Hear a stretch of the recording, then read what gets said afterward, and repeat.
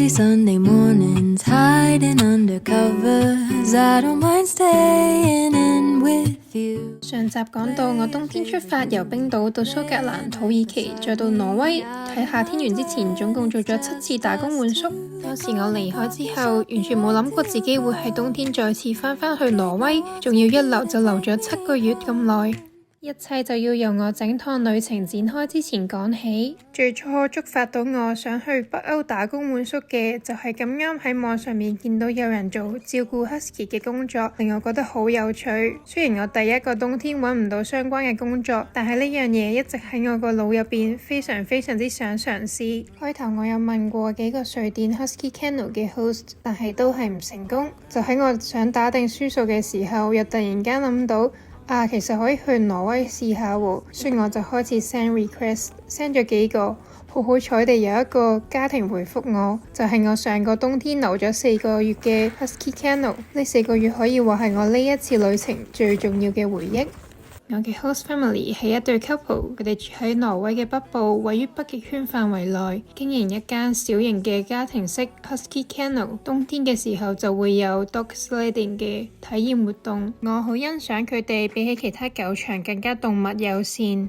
因為佢哋每日最多只會有一團2至6人嘅 group， 而狗仔每個星期最多只會工作4日，所以佢哋係有足夠嘅時間休息，而唔係好似一啲大型嘅狗場咁，當啲狗係 tourist machine。我喺呢度足足留咗4個月，親眼見證到啲狗仔嘅生活係過得好開心。我喺呢一度最主要嘅工作就係每日餵狗。然後清理佢哋嘅便便，同埋每日放佢哋出嚟跑下活動下。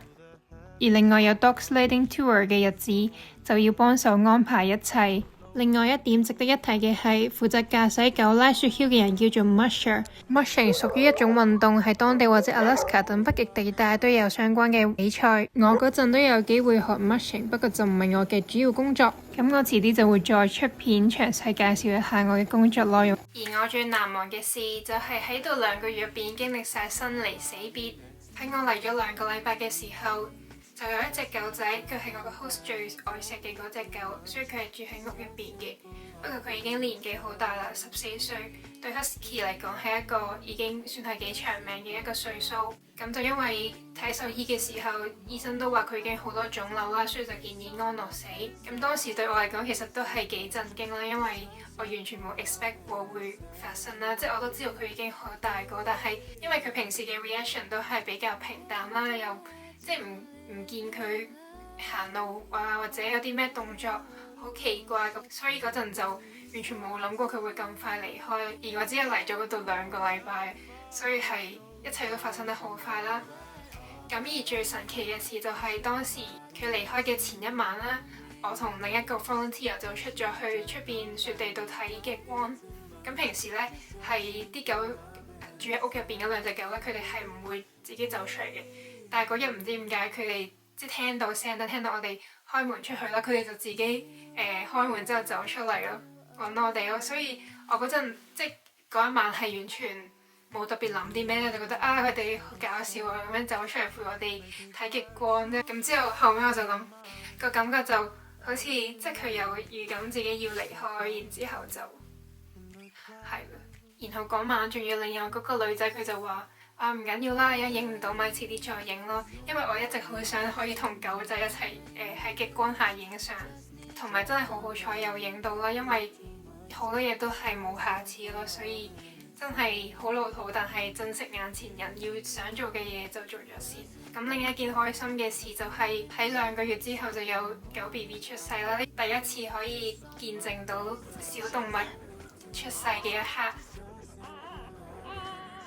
雖然佢哋出世之後，我嘅工作就多咗一樣，就係要照顧佢哋嘅早餐、晚餐，同埋得閒陪下佢哋，等佢哋學習同人 social。睇住佢哋由手板咁細，去到後來4-5 kg 咁大，開頭眼都未開，淨係識得爭奶飲，然後到大個咗就係咁爭嘢食，有時仲會打交，又好中意咬嘢。我喺度嘅日子，其實真係完全唔覺得自己係打緊工，感覺係去咗一個 Husky Therapy 多啲，我嘅心靈完完全全俾佢哋治癒緊。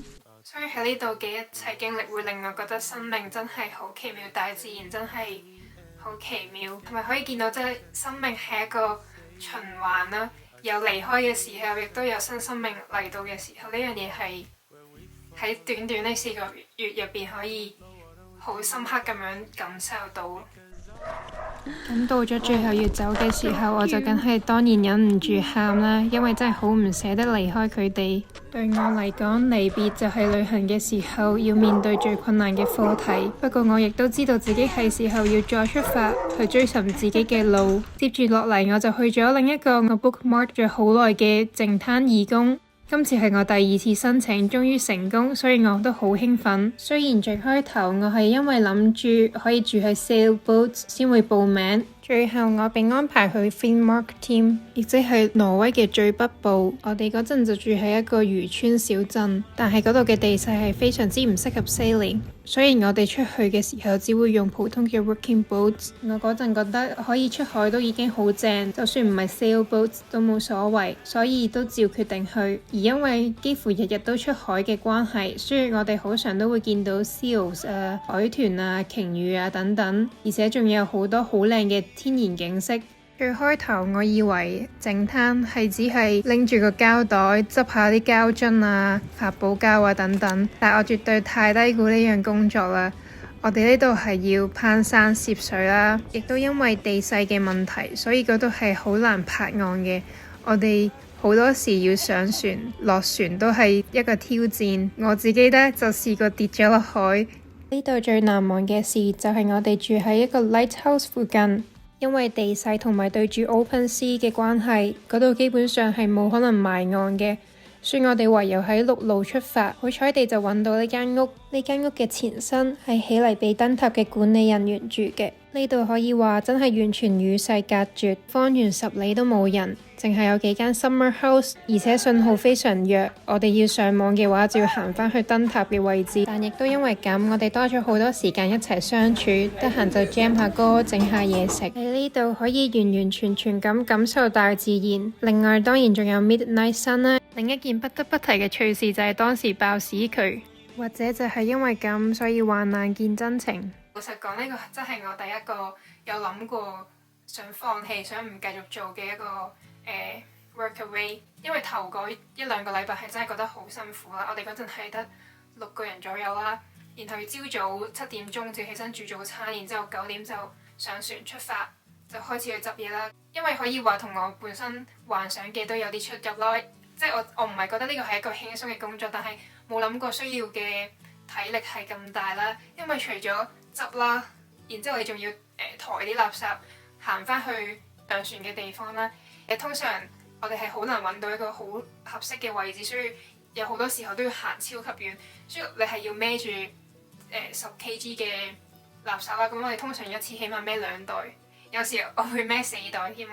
仲要你唔止2袋垃圾，你仲要一大堆，然之後仲要係咁來回咁樣行，所以係勁辛苦。然後唔止搬啲垃圾去嗰上船嘅位喎，仲要我哋通常架船都係冇辦法停泊喺一個特定嘅位置啦，所以架船呢個係岸邊啦，架船係要咁樣嚟靠近，之後因為有浪嘅關係，所以避免架船撞埋去就會褪翻後咁樣咧，係咁樣來回啦。而我哋喺岸上面咧就係要拋啲垃圾上船咯，所以係要好多肌肉嘅運用咧，係非常之攰。然後我哋撈定完啦，將啲垃圾搬完上船啦，之後就翻去我哋個鎮啦，之後就要 unload 隻船啦，即係將啲垃圾搬翻去 container 嗰度。所以全日係雖然真正執垃圾嘅時間可能得5-6個鐘啦，但係全日所有嘢加埋係真係非常之攰。咁一開始未慣嘅時候，我真係一度有諗過放棄，加上嗰陣因為有一個 skipper 佢屋企有事，所以就要提早走啦。咁我哋就剩翻一個 skipper， 咁 skipper 就類似 leader 咁樣啦。因為佢哋係幫呢個機構做嘢，而佢係比較有經驗，所以就會類似一個指揮嘅角色啦。咁通常就會一個 skipper 揸船，另一個就上岸同我哋一齊執垃圾咁樣。但係當時因為我哋剩翻一個啦，所以佢就要留喺架船度，係冇人陪我哋喺岸上。但係我哋全部都係新人，所以當時係會有少少大壓力啦，同埋會覺得唔知點樣做先啱，唔識點樣去 take 個 decision。然之後所以每日咧都係超級早就瞓覺，因為真係勁攰咯，即係第二日又要一早起身咁樣。咁但係過咗最頭嗰段時間啦，之後開始慣啦，其實就已經完全冇諗過走，因為一來啦，所有見到嘅景色係真係好靚啦，二來做緊嘅嘢係真係好有意義，所以就超級想繼續。三來就係呢度嘅大家都非常好啦，我嘅 teammate 同埋 skipper 佢哋都係超級好人。因為大家都知道我係一個唔係好識 social 嘅人啦，唔係成日好多嘢講啦，但係同佢哋相處係超級舒服咯。咁雖然喺度做嘢係真係好攰啦，但係我係一啲都唔後悔，因為真係一次非常非常之難得嘅經驗。最重要嘅係識到一班好好嘅朋友，所以我係非常之開心自己有選擇到嚟呢個 Workaway。最後我嚟到格陵蘭，係我夢寐以求嘅國家。上次條片同大家分享過我喺度嘅工作同埋一啲靚景，今次就同大家分享下喺美景嘅背後另一面到底係點樣，同埋日常嘅生活點滴。其中一樣住喺呢度最正嘅地方就係喺屋企就已經睇到鯨魚啦。我而家咧喺度撳緊呢個水掣啊，因為咧就泵緊水就要泵水入屋企，因為屋企冇晒水啦。但想講而家係夜晚嘅11點搭8咯已經，之後我仲要喺度等多差唔多20分鐘，即係等到12點。救命！呢一個就係我屋企嘅儲水箱，而煮食用同埋平時飲嘅水呢，就係自己拎2個桶上去裝水。因為我而家住緊呢間屋啦，佢嘅廁所係未裝修好啦，亦都冇水駁落嚟啦，所以一個廁所係類似乾廁咁嘅。咁呢，我就要 show 俾大家睇我點樣處理呢個 shit bag。咁佢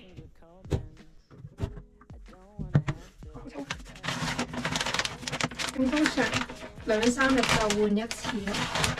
咁咧就要封實佢啦。然之後有個咁樣嘅鐵線之類。然後咧，因為呢樣嘢係真係喺呢度好常見啦，所以佢哋咧直情有嚿嘢係俾你閂呢個嘢咯。第一次見，咁就係俾你可以借力去扭實佢。即係咧，佢呢個成個嘢就係有個桶，即係有個呢啲袋，呢度有一堆啦。咁佢就係都幾硬淨嘅 ，suppose 就唔會穿嘅。就成個桶咁應該係 gosh。咁咧，因為如果冇將呢個桶掉到地下啦，咁啲乾淨，之後就而家就有個咁樣喺度就，你拎個閃出嚟都係啦。咁呢啲就係嗰啲洞。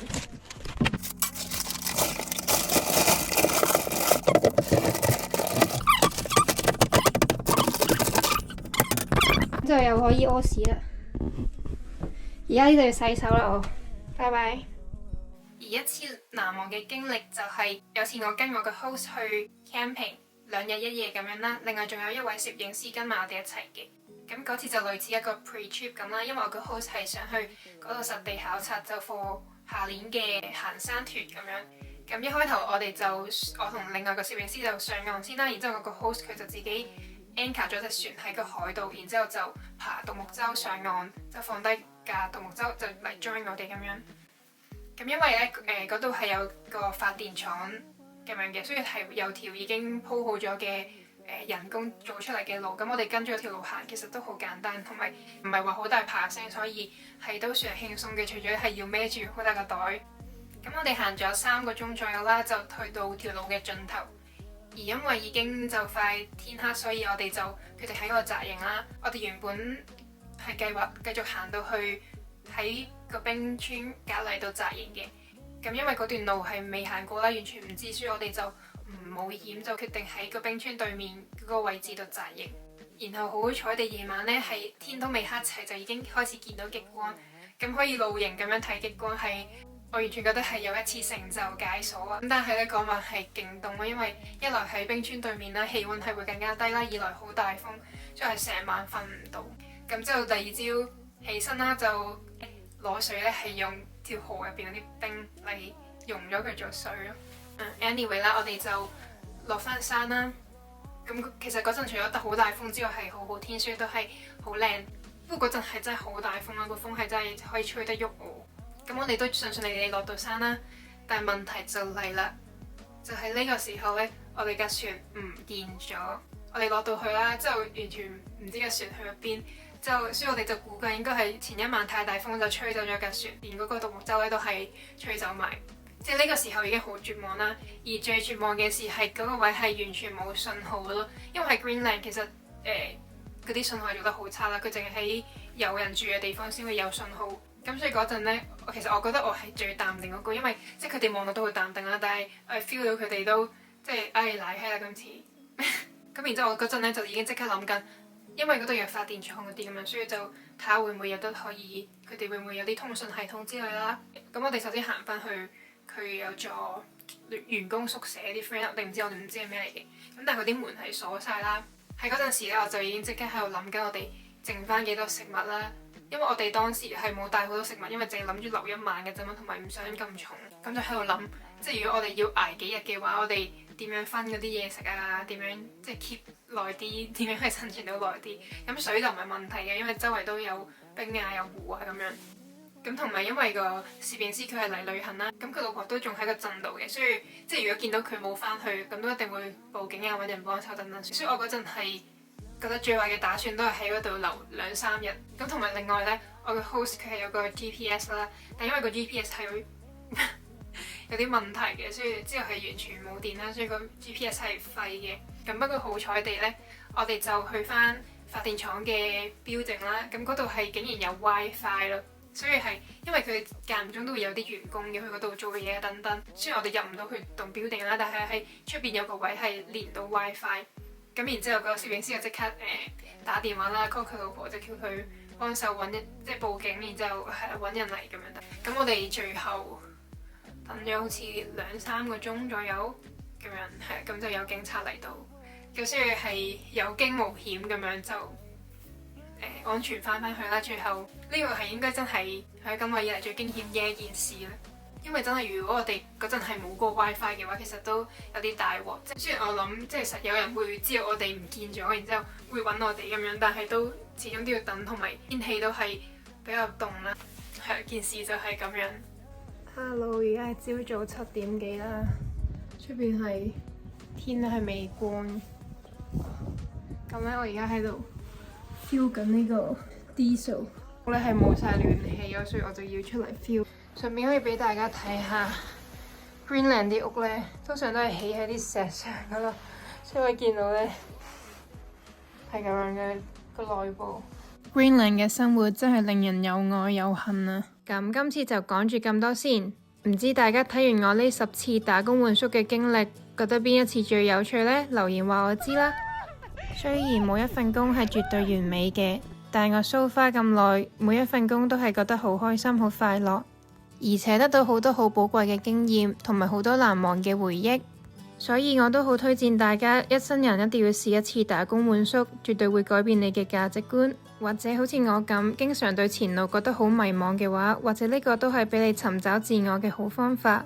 咁多謝大家睇到最後啦，同埋如果未睇上集嘅話，就要去翻呢度睇。咁另外啦，大家睇完之後好心動嘅話就可以用我 Workaway 嘅 link 啦，就會有多1個月嘅 membership， 我就放喺資訊欄嗰度。咁另外有其他關於打工換宿嘅問題都可以問我，不過就記得去我 IG 睇咗我之前嗰啲 post 先。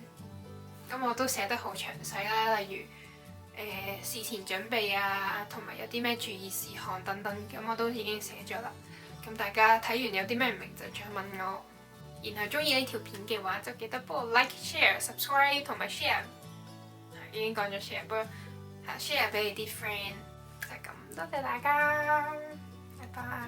世界炒散王第1輯暫告一段落，多謝收看。